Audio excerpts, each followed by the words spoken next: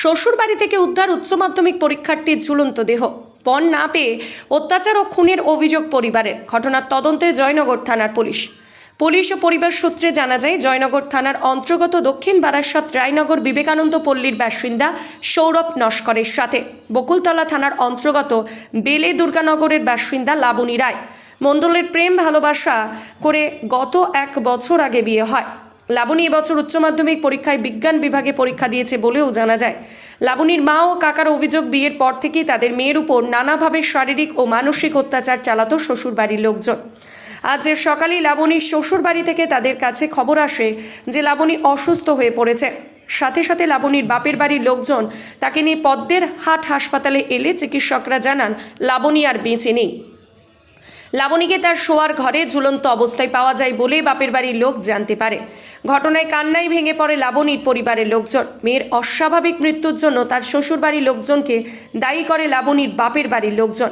তারা এ বিষয়ে জয়নগর থানায় অভিযোগ জানালে জয়নগর থানার আইসি পার্থ সারথী পালের নির্দেশে ঘটনাস্থলে পৌঁছায় এসআই অলোকেন্দু ঘোষের নেতৃত্বে পুলিশের একটি বিশেষ দল।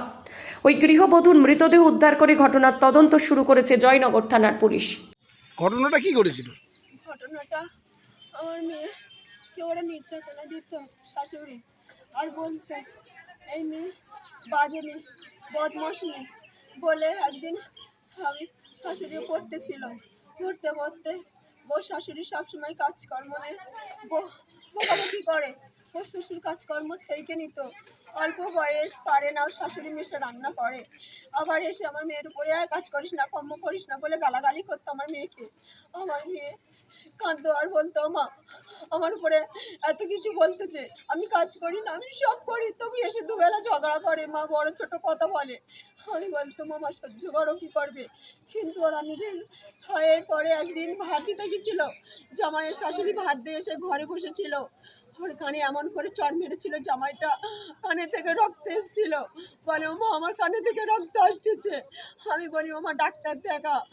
আমার মা অনেক সহ্য করতো, অনেকে চুপচাপ থাকতো, কথা হজম করে দিত, গয়না নিয়ে তুলনা দিত। আমার শাশুড়ি বলতো সবসময়, হ্যাঁ গয়না দেয় না, গয়না আমার বাপের বাড়ি এত গয়না, আমার মেয়ের এত ধান চাল দিচ্ছি, আমার মেয়ের এত গয়না দিচ্ছি, সবসময় গয়নার তুলনা দিত। আমার মেয়ের অশান্তিতে স্বাদ জ্বালাইতে শুক্রবার দিন জামাইয়ের বাবা চলে গেছে, জামাই নাকি মেরে গেছে, ওরা আমি জানি না, তাই জন্য করে। ও কিছু না বলে শ্বশুরের সঙ্গে কালকে রাত 11টার সময় ফোন করে কথা বলেছিল, কালকে তো চিড়িয়াখানা যাওয়ার কথা ছিল। আমার দেওরের কাছে ফোন করে বলেছিল আমার ছেলের নিয়ে যাওয়ার কথা ছিল। বলে, মা আমি ভাইয়ের না চিড়িয়াখানায় যাবো। আমি আমার ছেলের বলি, না মা তুমি যেও না। কিন্তু আমার সকালবেলা খবর যাচ্ছে, বলে তোমার মেয়ে গলায় দড়ি দিয়েছে। ও সৌরবারে 3-4 জন মিলে ভবেনের নার্সিংহোমে নিয়ে গেছে। আমি ভবেনের নার্সিংহোম থেকে ঘুরে ওর বাড়িতে ফোন করি। ওর দেওর আমাকে বললো, আমি জানি না। আমি বলি, বাবা আমি তো হাঁচা করে বেড়াচ্ছি, আমার মেয়েটা কোথায় বল না বাবা। ওর শাশুড়ি বললো বাড়িতে। আমি বাড়িতে গিয়ে দেখি আমার মা শুয়ে রয়েছে, আমার মার গালে জল দিচ্ছি, বুক ধরে নাড়ছি। আমার মার গলায় বুকের মধ্যে একটু সাড়া বেরোলো। আমার ঢেলে সবাই বের করে দিল। আমার মা আপনাকে কে বার করে দিল? আমাকে আমার দেওরটা সবাই বলে, বৌদি চলে গেছে, চলে আয়। আমার ননু আর ফিরবে না, পুলিশ এসছে, পুলিশরা বললো তুমি বাইরে যাও। জয়নগর থানাকে খবর দেওয়া হয়েছিল? আমি জানি না কিছু, আমি কিছুই জানি না। আমি ঘরে আমার মার আপনার জামার নাম কি? সৌরভ নস্কর।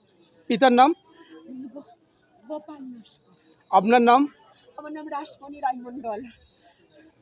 আপনি কে হন? আমি মেয়ের মা।